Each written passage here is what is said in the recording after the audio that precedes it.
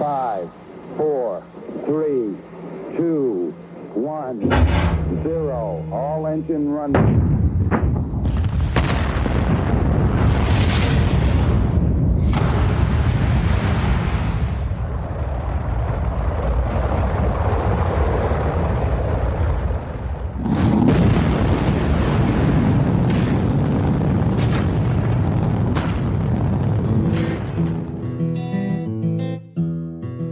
C'est la rentrée pour tout le monde et aussi pour le podcast. Très content de te retrouver, j'espère que tout s'est bien passé pour toi. Aujourd'hui, on reçoit Rachid Santaki, l'enfant de Saint-Denis. Du hip-hop à la dictée géante, en passant par la boxe thaïlandaise, tu l'as compris, encore du lourd. Ah oui, j'oubliais. Ce dimanche 5 septembre s'est passé la dictée géante sur le tarmac du Bourget, en direct de l'espace, récité par Thomas Pesquet lui-même. Si c'est pas une dinguerie ça. Pour connaître l'histoire de Rachid, installe-toi bien, paré au décollage. Écoute pas les conseils des gens, écoute leur histoire. C'est maintenant sur Artisan d'Esprit. Comment va mon cœur ? Il est tendu. Ouais. Il est tendu parce que je reviens d'un week-end à Lyon. Avant de partir à Lyon, j'étais un peu dans l'urgence. Et en revenant, je suis toujours dans l'urgence. Donc il est tendu, mais là je suis détendu. On est dans un environnement apaisant. Je me sens bien, j'aime ce que je fais, donc voilà. Cool. Je t'avoue, non, il est pas tendu, mon cœur, il est détendu. Mais c'est plutôt le rythme de ces derniers jours qui est un peu tendu. Tant mieux, c'est bon à savoir. Oui, voilà. En tout cas, t'as l'air aligné avec ce que tu fais. Oui, exactement, complètement. Bon, très bien, bonne nouvelle, merci. Je t'en prie. Est-ce que tu peux raconter ta jeunesse et ton quartier ? Alors, ma jeunesse. Du coup, j'ai 47 ans. Donc, quand tu dis ma jeunesse, c'est quelle temporalité ? Est-ce que c'est l'enfance ? Est-ce que c'est l'adolescence ? Est-ce que c'est l'adolescent adulte ? J'aime bien laisser libre choix à la personne avec qui j'échange, parce que selon leur parcours, selon leurs anecdotes, ça varie. Mais c'est très souvent soit enfance, soit adolescence. Je dirais, je vais parler de mon enfance. Je vais parler de enfance-adolescence entre 11, 12 ans et 14 ans. Ok. J'étais... je vais dire 14 ans, tiens, c'est très bien. Là, c'est peut-être dans mon enfance l'un des plus beaux souvenirs, puisque c'est l'époque où j'ai été orienté. Donc j'habitais Saint-Ouen, je suis issu d'une famille mixte, puisque mon père est marocain, ma mère elle est française, elle-même ayant des origines marocaines. Et ils se sont rencontrés, ils sont installés à Saint-Ouen, en Seine-Saint-Denis. Et donc du coup, je suis né à Saint-Ouen. J'ai été envoyé à Marrakech pour mes 5 premières années et j'ai été élevé par ma grand-mère. Ensuite, je suis revenu pour faire ma scolarité, donc à Saint-Ouen. Et c'est vrai que Saint-Ouen, c'est une ville que je n'aimais pas.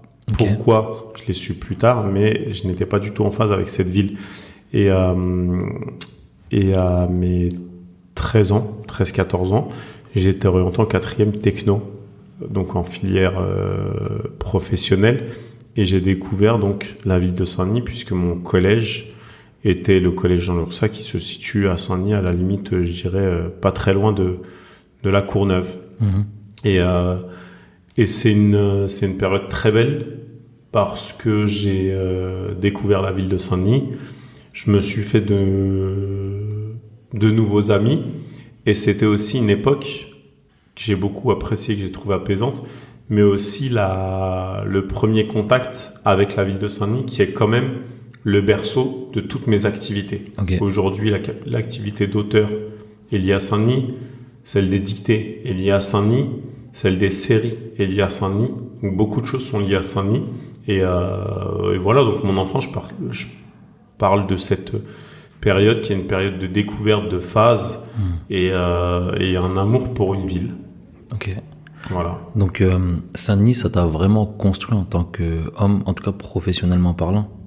Ça m'a d'abord, en termes d'émotion et de plaisir, j'ai découvert la culture hip-hop à Saint-Denis. Ça a été aussi l'une des voies que j'ai prises quand j'ai monté ce magazine gratuit qui s'appelait Five Style. Ça a été aussi des amis, la découverte de la boxe thaïlandaise. Donc c'était d'abord pas forcément professionnel, c'était d'abord par l'émotion que j'ai eu une attache avec Saint-Denis. Et par la suite, cette émotion, les choses que tu ressens, ces moments d'infini, qui peuvent être à travers des moments très banals, m'ont amené à vouloir rester sur ce territoire et à m'y construire, effectivement. Et donc là, après, tu as une phase professionnelle qui correspond à cette attache avec cette ville, avec ce coup de cœur. Tu as parlé du magazine Five Style. Est-ce que c'est la première chose que tu as entrepris? Non, tu parlais d'enfance, je me souviendrai toujours. J'ai toujours été quelqu'un qui monétise les choses. C'est-à-dire monétiser, pour rigoler, je dis que je transforme peut-être les choses en or ou en argent. Mais du coup, en argent plutôt bif que en matière. Et je me souviendrai toujours d'une période où j'étais chez mes parents, donc j'avais 9 ans ou 10 ans. Et j'avais un bon coup de crayon, je faisais un petit peu de peinture, je touchais à pas mal de choses liées au dessin. Et j'ai acheté des feuilles canson, donc j'ai investi, je crois que c'était 10 francs. J'ai découpé les feuilles canson en cartes postales que j'ai dessinées et que je revendais en fait à proximité de chez moi. Okay. Donc, et je m'étais fait peut-être, je vais dire une bêtise, 120, 130 francs. Mais c'était énorme pour un enfant de 10 ans.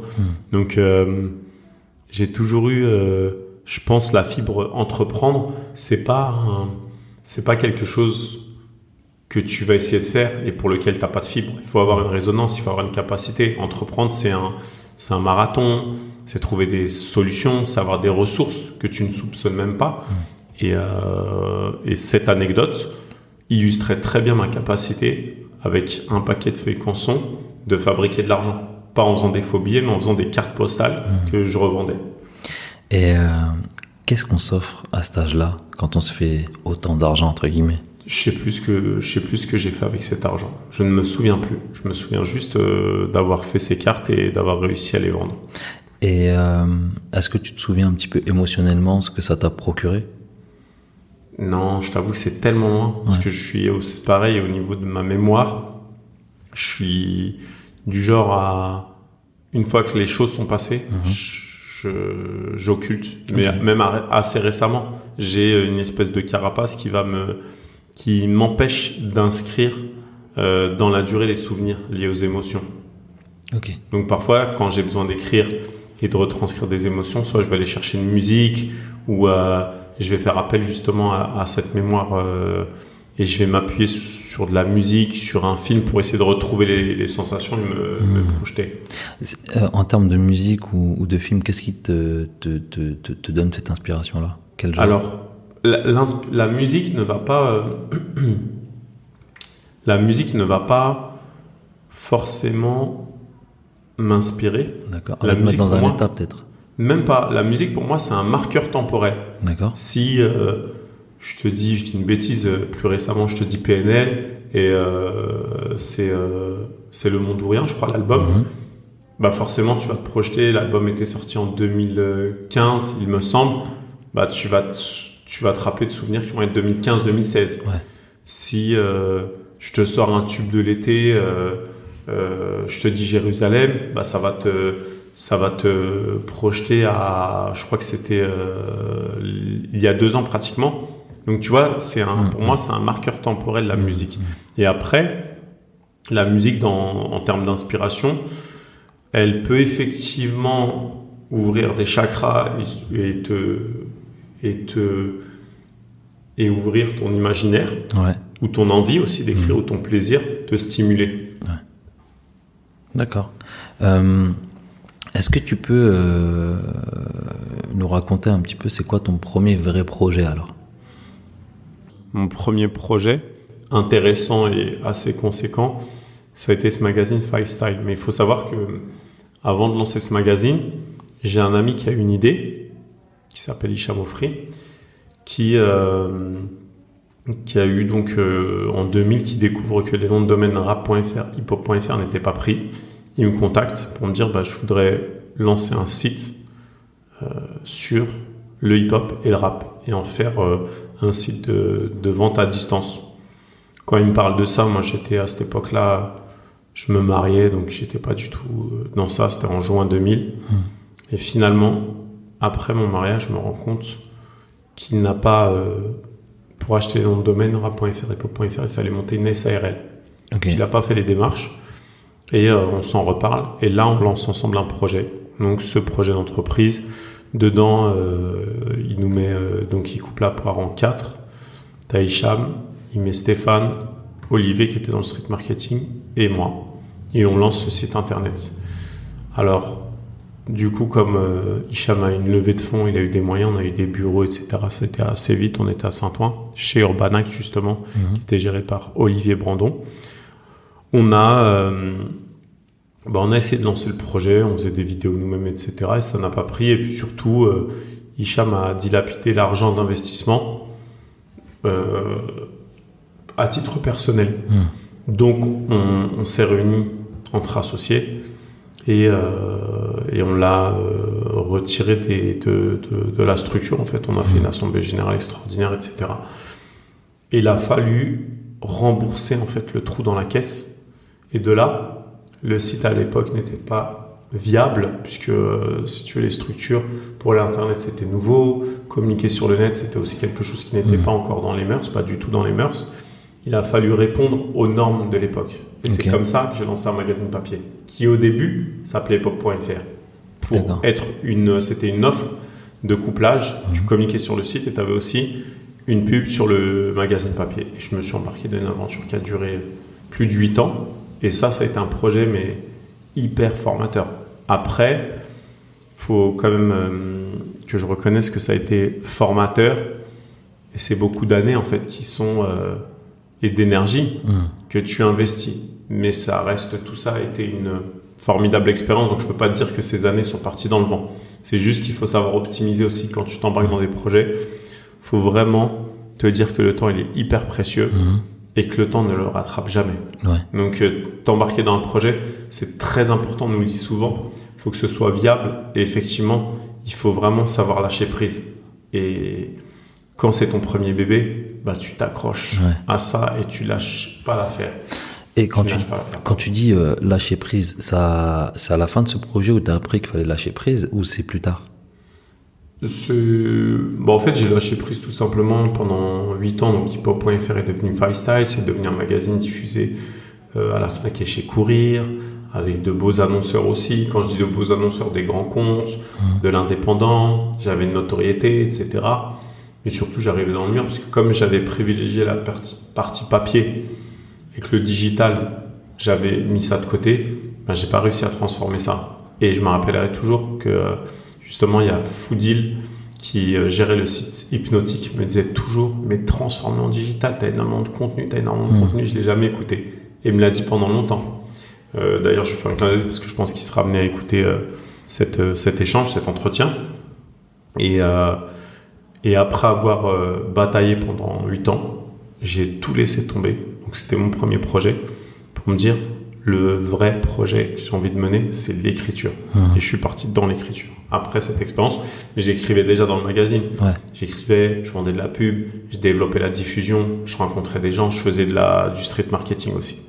Donc tu arrives dans comment dire, est-ce que donc là tu réalises concrètement que tu vas faire d'écriture, c'est une autre forme d'écriture. Il me semble que c'était aussi une façon pour toi d'entrer dans le cinéma. Oui, complètement. Alors, comment s'est faite la liaison? C'est que j'étais donc le magazine, comme j'indiquais, il a duré 8 ans. Il a vécu 8 ans. Et à un moment, j'ai fait une rencontre avec Mokhtar de Bulrot, Mokhtar Gassem. Mokhtar Gassem, il avait fait la BO. Le deuxième CD, c'était un double CD, si je ne me trompe pas, d'un des taxis. Je sais plus, c'était Taxi 4, il me semble. Et donc, du coup, j'ai découvert EuropaCorp. Il a commencé à me dire, mais toi, tu vas écrire des scénarios, etc. Et il m'a mis une graine dans la tête. D'accord. Et quand il m'a parlé de ça, je faisais déjà le magazine. J'étais à la 6e année, ça faisait 6 ans que j'exploitais déjà ce magazine. On devait s'associer sur le magazine et du coup déployer tout un dispositif autour. j'ai commencé à regarder ce qui se faisait chez Création Originale. J'avais un œil vers les séries télé et le cinéma, l'urbain évidemment, en me disant que je voulais peut-être aller vers ça. Donc en tout cas, ça a résonné et ça faisait lien avec ce que je voulais faire quand j'avais l'âge de 10 ans. Parce qu'il faut savoir qu'à l'âge de 10 ans, j'ai été voir ma conseillère d'orientation. Je reproduisais des planches de Marvel, j'étais fan de Marvel et j'écrivais des scénarios, je redessinais des Marvel que j'avais lus et je réadaptais les choses à ma manière. Si je voulais que le héros, par exemple Iron Fist, j'aimais beaucoup, je voulais qu'il se tape contre Iron Man, je reconstituais le truc. Donc je faisais déjà ça. Et donc j'ai été voir la conseillère qui m'a dit que c'était pas possible. Donc plus tard, effectivement, je me suis dit, mais ce que j'ai envie de faire, c'est d'écrire, d'être scénariste. Donc, je vais aller vers ça. Et pour aller vers ça, il va falloir que je déploie une nouvelle forme d'écriture différente de celle de la presse, qui va être celle du livre, pour pouvoir juste montrer ce que je peux faire. Et ensuite, j'irai vers le cinéma. Donc, voilà ma première démarche, effectivement, d'aller vers cette écriture. Et après, les choses, elles se sont enchaînées assez rapidement. Ouais. Il y a une question qui vient spontanément, c'est comment tu te confrontes au rejet? Et quel rejet, du coup? Les non, c'est pas possible, ça va pas être possible. Celui de la conseillère d'orientation, j'étais trop petit. J'avais 10 ans et demi. Face à ça, je pouvais rien faire.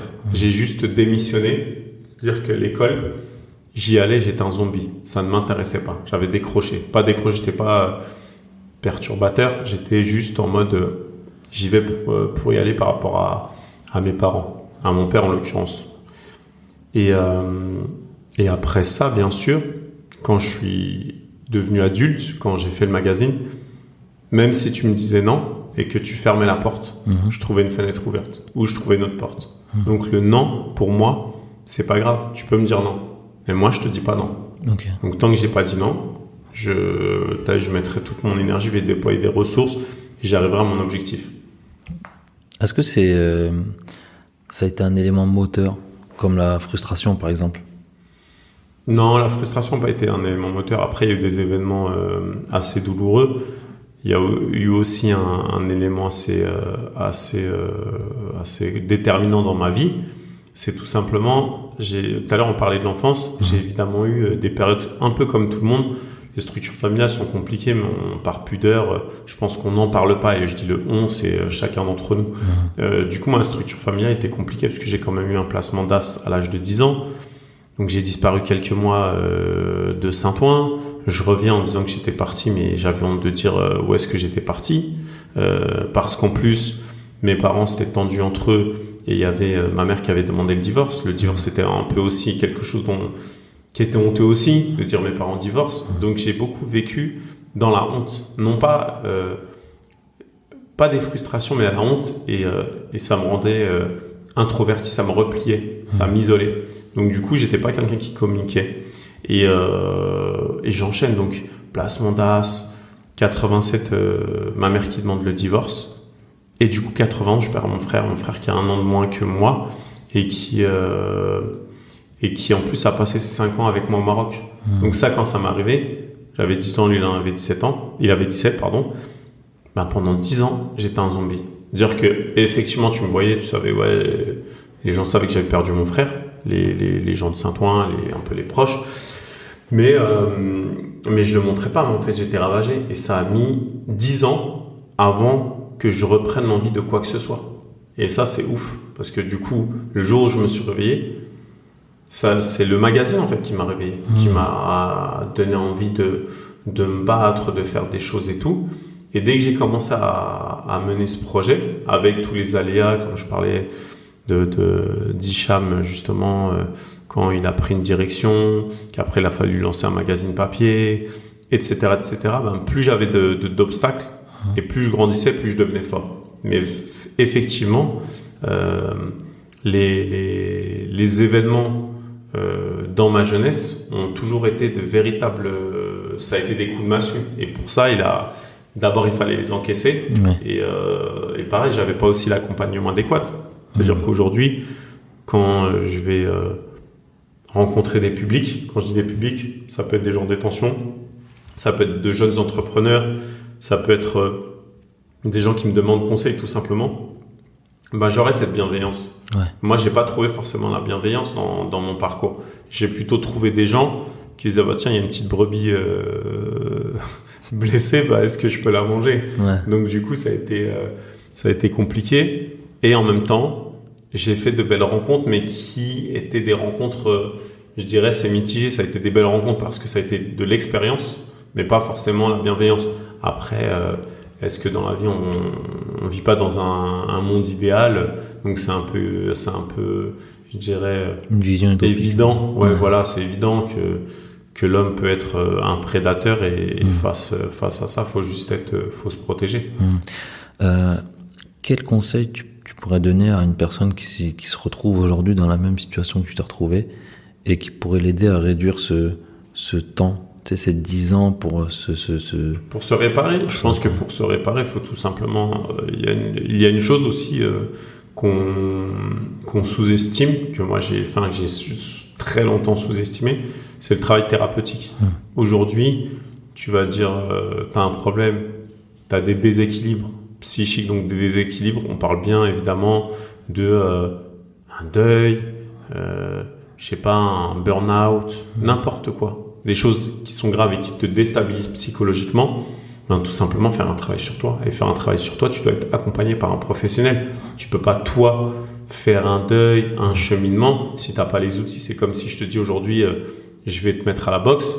Si tu sais pas dévisser ton point gauche, ton point droit, tu sais pas, t'as pas des gammes, les déplacements, les bases, etc., tu ne pourras jamais boxer. Il faut bien que quelqu'un t'apprenne ces bases-là. Bien sûr. Au niveau de la psychologie, c'est la même chose. Si tu veux être réparé, il faut être accompagné par un professionnel. Après, encore une fois, un accompagnement doit se faire avec un bon professionnel parce que tu as des professionnels qui savent travailler. Tu en as d'autres qui sont peut-être, plus intéressés par le fait d'avoir des clients, des patients, mais c'est plutôt sur un aspect, un intérêt pécunier. Ouais. Merci. Donc à ce moment-là, tu commences vraiment à écrire, tu commences à avoir des opportunités. Tu as beaucoup écrit. Aujourd'hui, tu as ton dernier livre, roman documentaire, qui s'appelle Laisse pas traîner ton fils. Est-ce que c'est une forme d'aboutissement? Non, parce que je dois avoir... ce week-end, j'étais à Quai du Polar. Donc tu vois, sur la table, t'as pas mal de tes livres. Et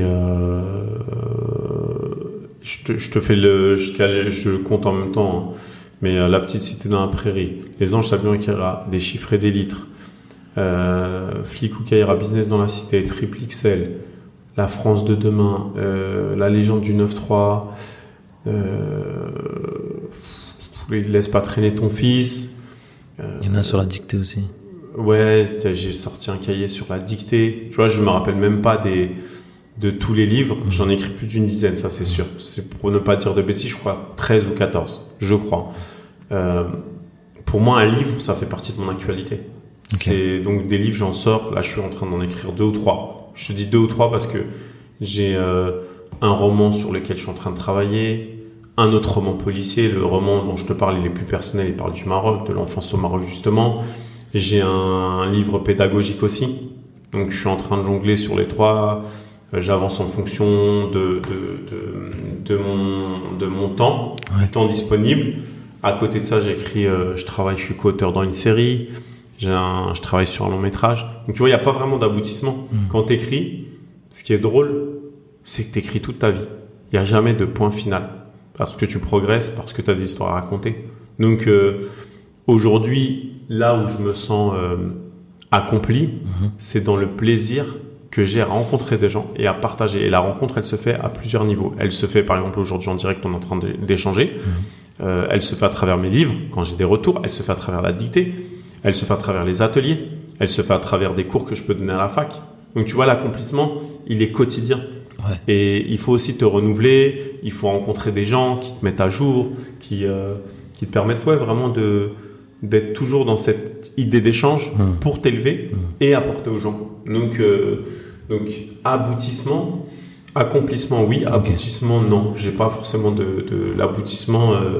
Il est pas il est pas là. Et je pense que pour se sentir vraiment arriver à un aboutissement, ça doit être c'est un autre stade. Après, dans l'absolu, je pourrais te dire que quand tu perds ton frère à 18 ans, ton espérance de vie, je crois qu'elle va s'arrêter l'année d'après.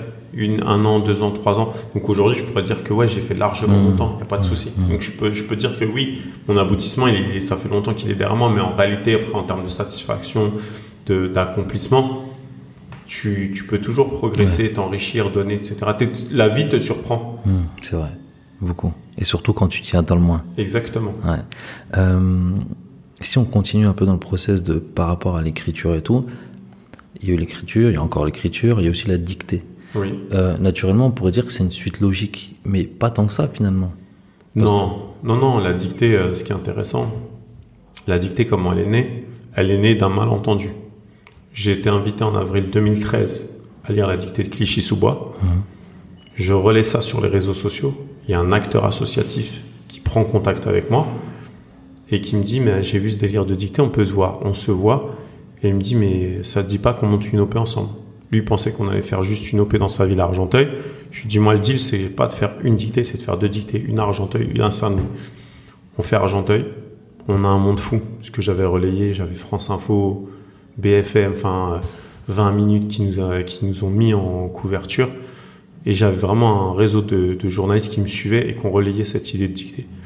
Et ça nous a dépassé. Saint-Denis, 1 mois plus tard, on remet ça, donc 2e dictée. Rebelote, autant de monde. Et du coup, la démarche, pourquoi j'avais voulu faire cette dictée? Parce qu'en tant qu'écrivain, j'ai toujours été quelqu'un d'impliqué dans ce que je fais, dans mon travail, etc. Et impliqué pour ne pas dire engagé. Dire que si tu veux durer, je suis aussi quelqu'un qui est dans la stratégie. Je me suis dit, je vais pas durer forcément avec mes romans, mais je vais durer si j'ai un engagement.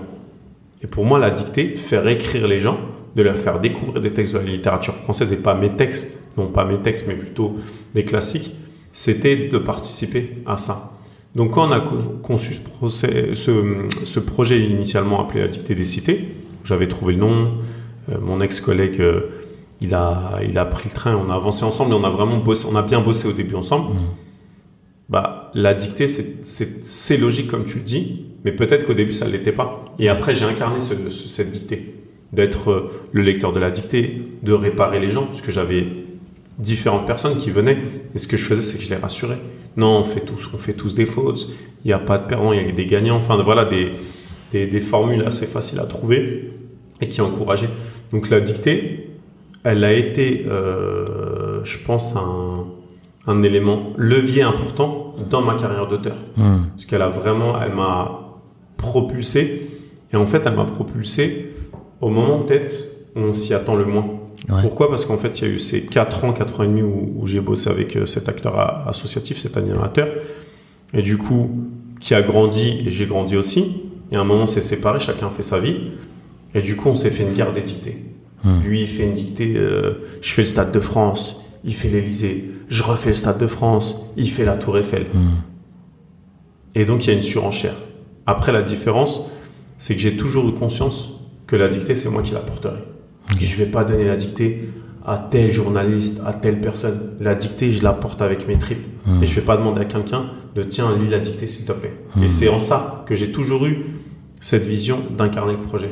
Et aujourd'hui, en septembre, en fait, il y a un gros événement, je ne peux pas te dévoiler malheureusement, parce qu'il est trop tôt, qui va avoir lieu et qui va mettre tout le monde d'accord, mais qui va choquer les gens. Et c'est ça, ce que j'aime, c'est justement ça. C'est que cette situation que j'ai vécue avec la dictée, je l'ai vécue avec hiphop.fr, je l'ai vécue avec Freestyle, et je l'ai vécue aussi avec la dictée. D'inviter des gens et de les mettre à table avec moi, et que finalement, ça se passe pas comme prévu, et qu'on rentre dans une espèce de challenge de compétition. Mais pour moi, la compétition, elle reste saine. C'est une bonne guerre. Ça veut dire qu'aujourd'hui, on n'est pas d'accord. Peut-être qu'en face, tu vas mal le prendre, que tu vas me dénigrer, etc. Moi, je te dénigrerai pas. Je parlerai jamais mal de toi. Je vais rester toujours le même. Par contre, toute l'énergie que tu vas déployer, moi, je vais la prendre et je vais la fabriquer. Je vais en fabriquer, tu vois, je vais en faire des ondes positives. Donc ça, c'est ce que j'ai aimé quand tu posais la question de la dictée c'était logique et pas logique. Il y avait cette idée de transmettre et après, ça a pris une dimension qui m'a échappé. Parce que aussi, j'ai pas forcément, pour une fois aussi, ce qui est intéressant, par rapport à hiphop.fr, par rapport à Freestyle, à chaque fois qu'il y a eu un projet, hiphop.fr, je l'ai quitté. Freestyle, je l'ai quitté. La dictée, j'ai jamais voulu la quitter. C'est ça qui est assez marrant. Et pourtant, c'est pas ton premier bébé, c'est ça? Non, voilà. Ça, mais ce bébé-là, il correspond à mon axe. C'est-à-dire que c'est de l'écriture pure. Quand tu mets les gens à écrire, que tu les répares, que tu partages ça, c'est un truc, c'est une résonance. Et je savais que je lâcherais pas la dictée. C'était un truc, c'était évident. Je suis content parce que t'as répondu aussi un petit peu à la question que j'ai te posée. C'est quand on débarque avec un projet innovant comme ça, t'as ceux qui s'inspirent, t'as ceux qui copient. Et ma question, c'était comment tu t'adaptes à cet environnement. Mais t'as expliqué qu'en fait, tu utilisais l'énergie pour t'en servir et la reconstruire un petit peu. Dans le jargon, on appelle ça la technique du Aikido. Oui, complètement. Tu prends exactement, c'est ça. Après, ce qui est important aussi pour rendre ce qui appartient à César, c'est que ce projet, il n'est pas né d'une personne. Il est né de 2 personnes. C'est-à-dire que si j'avais pas lu la dictée à Clichy-sous-Bois, je la relayais pas, jamais cette personne serait venue me voir. Et puis si je lui avais dit non, on fait pas, on n'aurait jamais fait cette dictée. Et s'il n'était pas venu me voir, on n'aurait pas fait non plus. Donc c'est un projet déjà commun au départ. Après, effectivement, c'est comme un divorce. Aujourd'hui, tu te maries, tout va bien. Demain, tu as des biens, tu as des enfants, qui prend quoi forcément, vous allez vous faire de la guerre. Et ça, c'est la vie. Et après, effectivement, je pense que la meilleure des réponses, c'est d'essayer de pas salir l'histoire de l'un et de l'autre. Après, ça, c'est encore une vision. Donc voilà. Là, c'est pourquoi je précisais, ce projet, il est né de 2 personnes. C'est parce que aujourd'hui, je peux dire que la personne me copie. Quand j'ai fait la dictée pendant le confinement, il s'est positionné, lui aussi, là, il s'est mis en mode dictée après, plutôt le confinement, etc. Mais ce qui me fait kiffer, c'est justement que tu t'inspires de moi. Dire que je suis ta source. Et ça, là, ça commence à devenir intéressant. Mais c'est exactement, toi, tu parlais d'aïkido, je parlerais de boxe. En boxe, tu vois, tu prends en boxe thaï, t'as 2 écoles. T'as l'école de celui qui vient et qui veut t'arracher la tête. Et il va mettre toute sa force, il va taper. Et t'as les thaïs. Les thaïs, ils regardent, ils rigolent, ils sont cool. Ils sont détendus. Mais t'envoies les kicks qui te couchent. Parce qu'ils sont élastiques. Et bien, ça, la vie, c'est pareil. Ça sert à rien d'être dur parce que tu vas te briser. Par contre, si t'es souple, tu iras plus loin. Et moi, je vois vraiment ça. Après, attention, faut pas je vais pas te mentir. Quand tu te fais dénigrer ou qu'on raconte des trucs sur toi et tout, c'est pas un plaisir, c'est pas un kiff. Ça fait partie aussi des choses. Mais faut être solide psychologiquement. Ça veut dire que quand tu fais des choix, il faut te dire qu'en face, on ne fera pas de cadeau. Et ça fait partie du jeu. Si maintenant tu le sais et que tu as un peu d'expérience, tu encaisses. Après, je pense que tu vois, dans les autres expériences, j'ai pas forcément eu, dans les précédentes expériences, c'était des amis d'enfance. Donc on s'est toujours respecté. Il n'y a jamais eu on s'est séparés, mais il y a quand même eu de la bienveillance parce qu'on avait ce respect. Là, c'est différent parce qu'on n'a pas cette histoire. Donc du coup, voilà. Et ce que je veux dire à ceux qui vont écouter ça, c'est super important dans les moments où vous pourrez penser que c'est difficile, etc. Comme je disais tout à l'heure, il faut toujours penser à se réparer. Après, il y a une seconde chose, c'est dans l'adversité, vous allez grandir. Par contre, vous allez morfler, ça c'est normal. Il y a des choses qui vont pas vous plaire, à l'intérieur, ça va vous s'agiter, mais ça fait partie de la vie. Quand vous passez ces épreuves-là, vous grandissez. Et c'est la vie. Ça, c'est les choses les plus difficiles dans la vie, c'est de réussir justement à affronter ces choses sans tomber dans les travers, sans péter les plombs. Et c'est le plus dur. Et surtout quand tu viens de banlieue, en fait, t'as la première réponse quand t'as pas les mots, c'est quoi? C'est les coups, la violence, la rage, là. C'est exactement ça. Et c'est là où souvent on arrive. Donc c'est vrai qu'il y a un travail à faire sur soi qui est pas évident, mais qui est la meilleure des clés. Et même dans le monde du travail, quand t'arrives, les stéréotypes qu'on a, ça va être quoi? La violence. Tu viens de tel endroit, mais la violence. Et justement, je pense qu'il faut réussir à trouver les mots. Il faut qu'il y ait de plus en plus de gens qui aient des profils différents. Donc apprendre à accueillir quelque part. Exactement, à recevoir. C'est exactement ça, voilà. Tu m'as enlevé le mot parce que, du coup, tout à l'heure, quand je parle de la boxe thaï, tu peux pas donner des coups, que donner. il faut savoir recevoir. Recevoir les coups, tu les reçois, tac, tu bloques, tu renvoies, tu vois, il y a un mouvement. C'est comme l'aïkido. Quand tu parlais de l'aïkido, tu saisis, mais c'est la même chose la boxe. Quand tu viens de cette école et tu le sais, tu as déjà une base. C'est pour ça aussi que je trouve que la boxe, c'est une très belle école de la vie. On y reviendra tout à l'heure. Ok. C'est quoi ta définition de la liberté? La liberté, c'est la solitude. Pourquoi? Parce que la solitude, très souvent, les gens ont peur de la solitude. Pourquoi? Parce qu'on se dit, quand on est seul, ça fait peur d'être seul. Parce que seul, tu vas devoir prendre des responsabilités. Seul, quand tu dois affronter des choses, c'est rassurant d'être à plusieurs. Mais seul, ça va demander, toi, tu vas ressortir des ressources, etc. Donc pour moi, la liberté, c'est d'être seul. Parce que si je veux me rendre à tel endroit, je peux y aller. J'ai pas besoin d'attendre que tu viennes avec moi et qu'on ait d'autres potes ou des amis qui viennent. Pour moi, je trouve que la liberté, c'est la solitude. C'est aussi le fait d'apprendre à se connaître. Parce que quand on est seul, il y a personne qui nous regarde. Ben ça, c'est exactement ça. Mais alors, plusieurs choses, hein, si tu vas dans ce registre. Le registre de la solitude te permet d'être effectivement libre parce que tu n'as pas besoin ni de l'accord de qui que ce soit, ni d'attendre après qui que ce soit. Exemple, tiens, on se dit, vas-y, on va aller faire un footing, il pleut pas aujourd'hui, on va aller courir. Je te dis, vas-y, je t'attends et finalement, tu peux pas venir. J'ai attendu après toi et j'ai pas été libre de le faire. Tandis que je suis tout seul, je vais aller courir, j'y vais et vice versa. Je vais aller manger au resto, tiens, un bon resto. Ouais, aller tout seul au resto, c'est bizarre, ça fait un peu mec isolé. Mais je peux m'asseoir à une bonne table et manger, me faire plaisir. Maintenant, si t'as un ami qui vient, qui est dispo tout de suite, c'est cool. Il l'est pas, point barre. Ouais. Tu vois, donc il y a quand même aussi être seul, c'est vraiment lié à la liberté. C'est marrant parce que autant le resto, ça me dérange pas d'y aller seul, mais j'avoue, encore aujourd'hui, j'ai jamais osé aller au cinéma tout seul. Moi, je l'ai déjà fait. Ouais. Je l'ai déjà fait. Moi, je kiffe. Je trouve que c'est un truc de ouf. Je suis déjà parti au cinéma tout seul. Je m'installe, je regarde mon film, je sors et je tombe sur des gens que je connais et ils me regardent. Genre, vraiment, c'est un... Et je suis souvent seul. Hein. Vraiment, je suis un solitaire de ouf. Après, je connais beaucoup de monde, mais je suis un solitaire.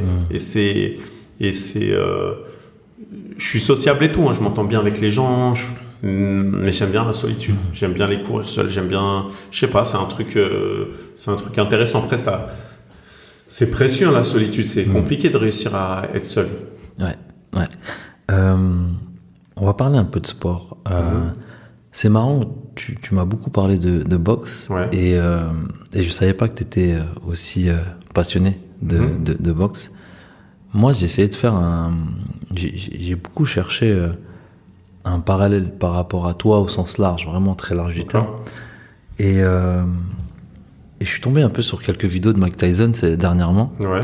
Et j'ai vu que son parcours était vraiment, vraiment intéressant. Il a vécu déjà étant jeune. Je sais pas si tu connais un peu son parcours. Je connais bien son parcours. Donc, corrige-moi si je me trompe. Étant jeune, il a vécu dans un quartier très difficile. Il était délinquant. C'était un milieu aussi très pauvre et violent. Je crois qu'il a même fait un peu de maison de correction. Maison de correction. Ensuite, il sort et il rencontre son coach qui s'appelle Chris D'Amato et tout, qui l'a vraiment aidé à changer un petit peu sa vie. Et à un moment donné, il dit il m'a appris à construire mon propre scénario, ma vie. Je suis dur avec moi-même.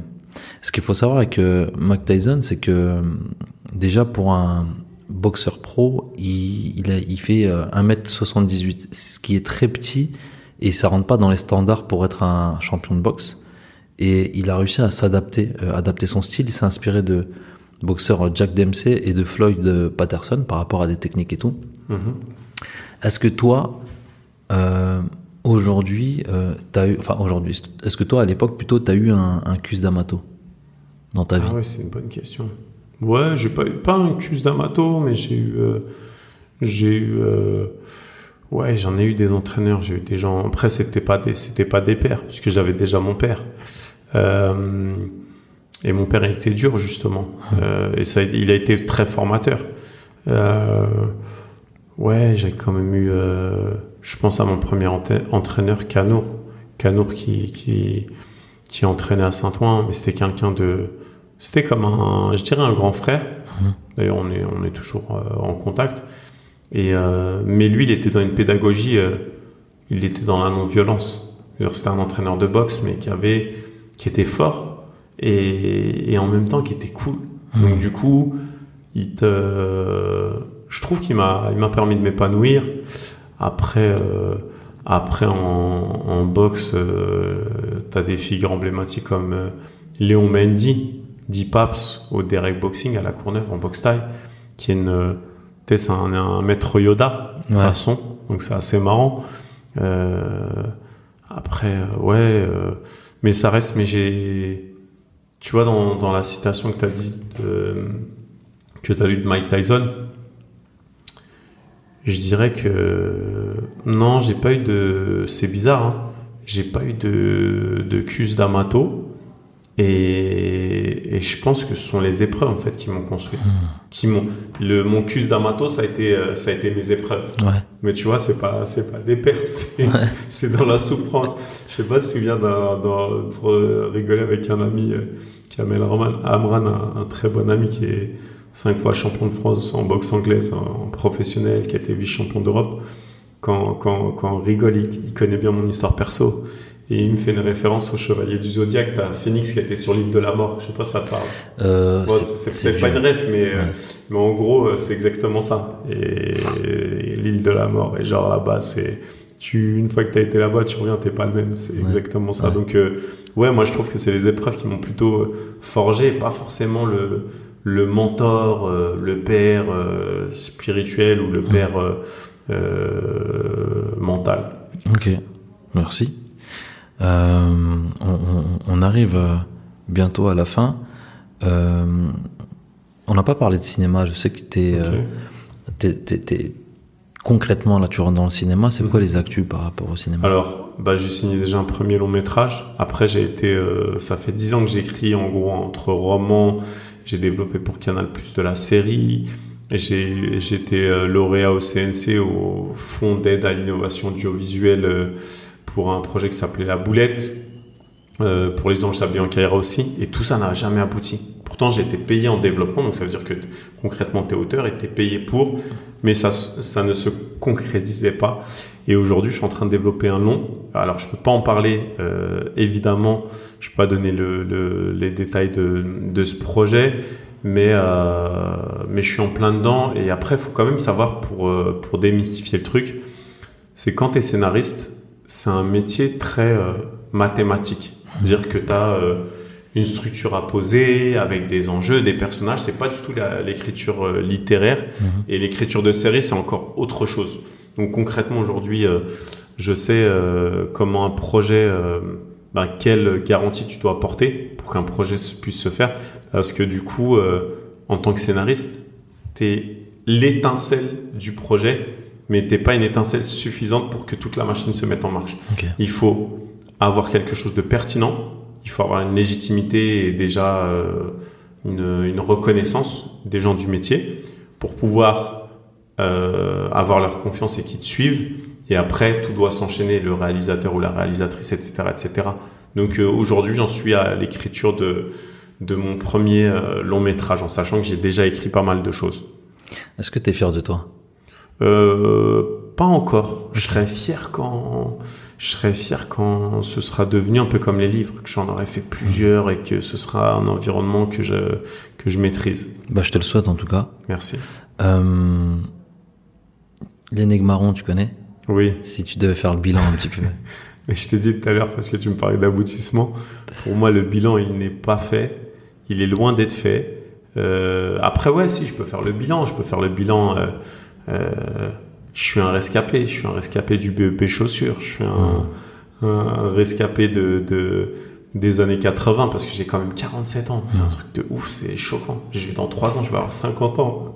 Demi-siècle. C'est chaud. Tu sais que tu les fais pas du tout. Hein. Ouais, mais dans la tête, mais c'est choquant. 50 balais. Même physiquement. Ouais, mais quand je vais en cours et je vois des adolescents, je vois les enfants ils grandissent. C'est incroyable. La vie, elle défile. C'est pour ça qu'il faut en profiter dans le bon sens, évidemment. Il faut construire, il faut optimiser. Tout à l'heure, je disais, le temps, il est précieux. Le temps, c'est la seule chose que tu ne rattraperas pas. Donc, faut vraiment bien s'entourer, c'est important. Il faut savoir que la vie, ne te fera pas de cadeau. Mais c'est pas la vie qui ne te fera pas de cadeau. Ce sont les gens qui peuvent être malveillants. Donc entoure-toi. Il y a très peu de gens bienveillants, mais entoure-toi de ces bonnes personnes et fonce. Voilà. Donc voilà, ouais, je suis choqué du temps qui passe et le fait qu'il soit insaisissable. En parlant de temps, ça fait déjà 45 minutes. Okay. On va conclure. Où est-ce qu'on peut te retrouver ? On peut me retrouver en librairie avec Laisse pas traîner ton fils. On peut me retrouver sur France Culture si on veut faire la dictée. Et puis on peut me retrouver physiquement aussi quand je lis des dictées sur le site La Dictée Géante et puis sur les réseaux sociaux. Rachid, merci beaucoup. Merci à toi aussi. C'était un plaisir. Merci beaucoup. Avec plaisir.